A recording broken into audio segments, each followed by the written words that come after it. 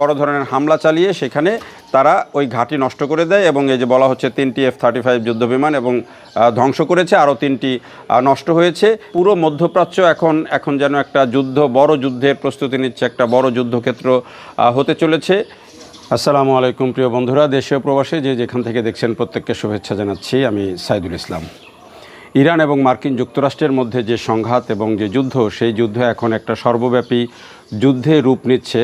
অন্তত মধ্যপ্রাচ্যের দেশগুলোর যে পরিস্থিতি বর্তমানে এবং মধ্যপ্রাচ্যের দেশগুলো যেভাবে একের পর এক সবাই যুদ্ধে জড়িয়ে পড়ছে এবং সংঘাতে জড়িয়ে পড়ছে, তাতে সেই সিমটমই কিন্তু মোটামুটি পরিষ্কার হয়ে যাচ্ছে।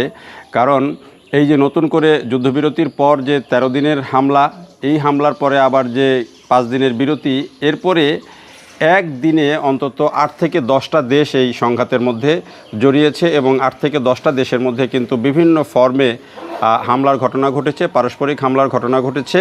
এবং এইবারের এই ক্ষেত্রে যে হামলাটিতে সবচেয়ে বলা হচ্ছে যে উল্লেখযোগ্য, সেটা হচ্ছে যে এখন পর্যন্ত এই ধরনের বিরতির পর বা কোনো যুদ্ধবিরতির পর বলি বা কোনো সংঘাত বন্ধের পর ইরান কিন্তু আগ বাড়িয়ে কখনো হামলা চালায়নি। কিন্তু এবারে যে হামলাটা চালিয়েছে জর্ডানে, ইরান যে হামলাটা চালিয়েছে, সেই হামলার পর থেকে বলা হচ্ছে, প্রশ্ন তোলা হচ্ছে যে আসলে ইরান কেন, যে প্রেসিডেন্ট ট্রাম্প বললেন যে এখন যুদ্ধবিরতি চলছে, আলোচনা চলছে, বিরতি যদিও বলেন নাই, বলছেন যে আলোচনা চলছে, তাই তারা হামলা স্থগিত করেছেন।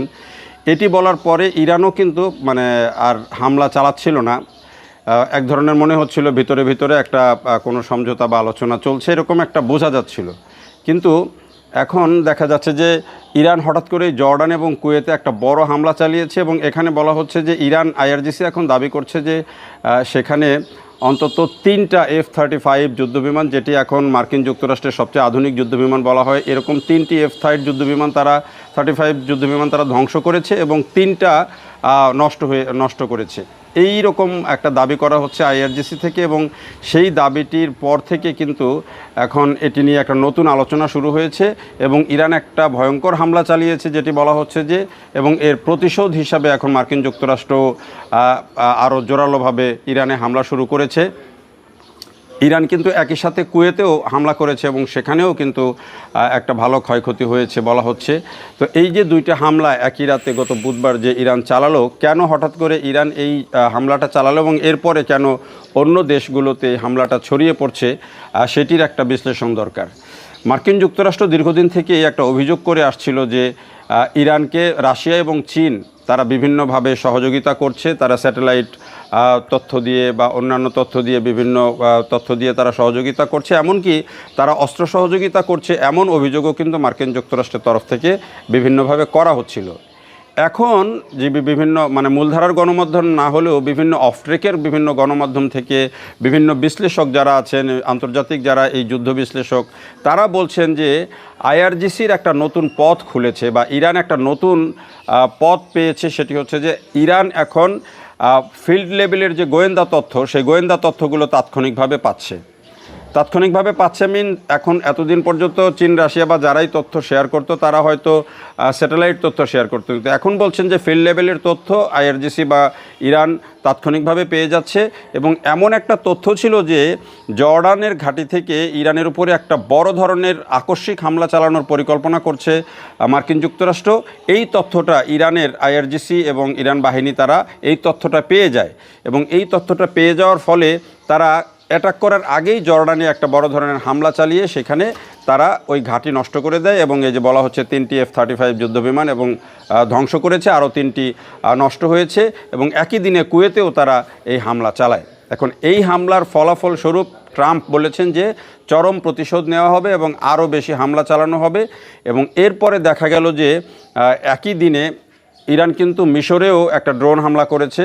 পাশাপাশি এরপরে দেখা যায় ইসরায়েল অনেক দিন থেকে কোথাও বড় কোনো হামলা না করলেও ইসরায়েলও একই দিনে কিন্তু 3টি দেশে আবার নতুন করে হামলা করেছে। লেবাননে হামলা করেছে, সিরিয়াতে হামলা করেছে এবং গাজায় হামলা করেছে। অর্থাৎ এই দিক দিয়ে অনেকগুলো দেশ জড়িয়েছে। মিশর প্রথমবারের মতো হামলার শিকার হয়েছে। আবার একই সাথে সৌদি আরব এবং মার্কিন যুক্তরাষ্ট্র দুজনে মিলে কিন্তু ইরাকের উপর হামলা করেছে। ইরাকের উপরে কেন হামলা হলো এটি নিয়ে অনেকেই প্রশ্ন তুলছেন। অনেকেই বলছেন যে ইরাক কেন এখন এই যুদ্ধে ইরাকের উপর কেন হামলা করা হলো। সৌদি আরবের যেটি দাবি সেটি হচ্ছে যে ইরাকে যে ইরান সমর্থিত মিলিশিয়া গ্রুপগুলো আছে সেই গ্রুপগুলোই সৌদি আরবের উপর হামলা চালিয়েছে, তাদের তেল ক্ষেত্রে হামলা চালিয়েছে। ফলে ওই মিলিশিয়া গ্রুপগুলোকে টার্গেট করে সৌদি আরব এবং মার্কিন যুক্তরাষ্ট্র যৌথভাবে হামলা চালিয়েছে। এর বাইরে তো সৌদি আরবের উপরে হুতিদের যে হামলা সেটি ছিল এবং সেটি আছে, এখনও আছে, এবং বাবেল মানদেব প্রণালীও বন্ধের হুমকি দেওয়া হয়েছে এবং অনেক ক্ষেত্রে সেগুলো কার্যকরও করা হচ্ছে কখনো কখনো, এবং সৌদি আরবের জাহাজকে ফিরিয়ে দেওয়া হয়েছে বাবেল মানদেব প্রণালী দিয়ে। হরমুজ প্রণালী তো বন্ধই আছে। তো ফলে এই দেশগুলোর সাথে এখন দেখেন কতগুলো দেশ জড়িয়ে যাচ্ছে, মিশর, সৌদি আরব, ইয়েমেন, তারপরে জর্ডান, কাতার, বাহরাইন, এগুলো দেশগুলো তো আছে, ইরাক জড়িয়ে যাচ্ছে এই যুদ্ধে এখন। তো সব মিলিয়ে পুরো মধ্যপ্রাচ্য এখন যেন একটা বড় যুদ্ধের প্রস্তুতি নিচ্ছে, একটা বড় যুদ্ধক্ষেত্র হতে চলেছে। এর মধ্যে একটা বিষয় যেটি আমার কাছে মনে হয়েছে যে মার্কিন যুক্তরাষ্ট্রের এখন সবচেয়ে বড় যেটি আলোচনার, যে ডোনাল্ড ট্রাম্প কেন হামলা মাঝে মাঝে স্থগিত করছেন, তার পেছনে সবচেয়ে বড় আলোচনা হচ্ছে যে মার্কিন যুক্তরাষ্ট্রের অস্ত্রের ভাণ্ডারের টান পড়েছে। এটি এখন আর শুধু গণমাধ্যমের রিপোর্টের মধ্যেই নয়, মার্কিন যুক্তরাষ্ট্রের যারা কর্মকর্তা আছেন, দায়িত্বশীল কর্মকর্তা আছেন, তারাই বলছেন যে যুদ্ধের মজুদ অস্ত্রের মজুদ কমে যাচ্ছে, যেটি অনেক বড় ঝুঁকি তৈরি করবে মার্কিন যুক্তরাষ্ট্রের জন্য। এ কারণে এখানে তারা এখন সেই রসদ বেশি পরিমাণে খোঁয়াতে চান না। আমার কাছে যেটি মনে হয়, আমি শুরু থেকেই বলেছিলাম যে এই ক্ষেত্রে মার্কিন যুক্তরাষ্ট্র তাদের মিত্র দেশগুলোকে কাজে লাগাবে এবং মিত্র দেশগুলোর মাধ্যমে কোনো একটা সময়ে গিয়ে ইরানের উপরে এই যুদ্ধটা চাপিয়ে দেবে, এবং মিত্র দেশ এবং ইরান বা ইরানের সাথে যারা সমর্থিত আছে তারা মিলিয়ে, অর্থাৎ দুই পক্ষ, এই মধ্যপ্রাচ্যেরই দেশগুলোর মধ্যে দুই পক্ষের মধ্যে যুদ্ধ চলবে এবং সেই যুদ্ধ দীর্ঘমেয়াদী হতে পারে এমন আশঙ্কা ছিল। এবং এই ক্ষেত্রে পাকিস্তানকে তারা খুব দারুণভাবে ব্যবহার করেছে মার্কিন যুক্তরাষ্ট্র।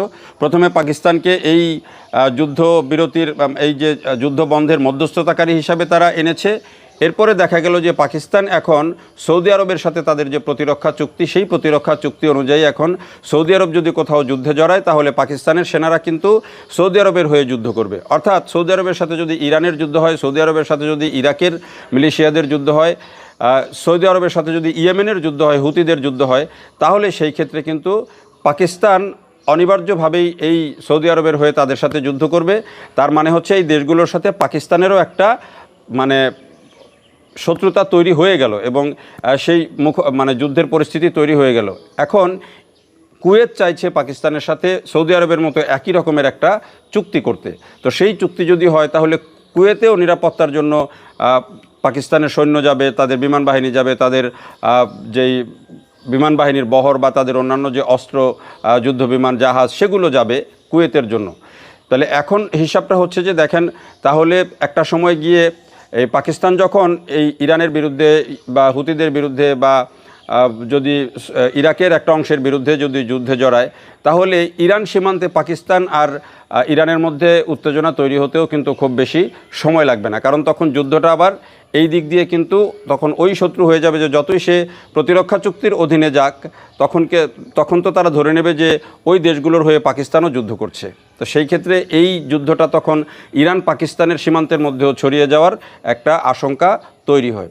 সব মিলিয়ে দেখেন কতগুলো দেশ, পুরো মধ্যপ্রাচ্য এবং অন্য অংশের দেশ কিভাবে যুদ্ধে জড়িয়ে যাচ্ছে, এবং শেষ পর্যন্ত এই যুদ্ধটা দেখেন মার্কিন যুক্তরাষ্ট্র যদি যখন দেখে যে এখানে তাদের জয়লাভের কোনো সম্ভাবনাই নাই এবং এখানে তাদের দিন যত যাবে তাদের অস্ত্রের ভাণ্ডারে তত টান পড়বে এবং ট্রাম্পের জনপ্রিয়তা কমতে থাকবে এবং বিশ্বব্যাপী অর্থনৈতিক পরিস্থিতি আরও খারাপ হতে থাকবে, তখন কিন্তু আমার কাছে যেটি মনে হয় যে মধ্যপ্রাচ্যের দেশগুলোকে পারস্পরিকভাবে যুদ্ধে লাগিয়ে দিয়ে এখান থেকে আস্তে করে মার্কিন যুক্তরাষ্ট্র হয়তো পেছন থেকে কাজ করবে আর তারা এখান থেকে সরে আসবে। এটি আমার কাছে একটা ধারণা।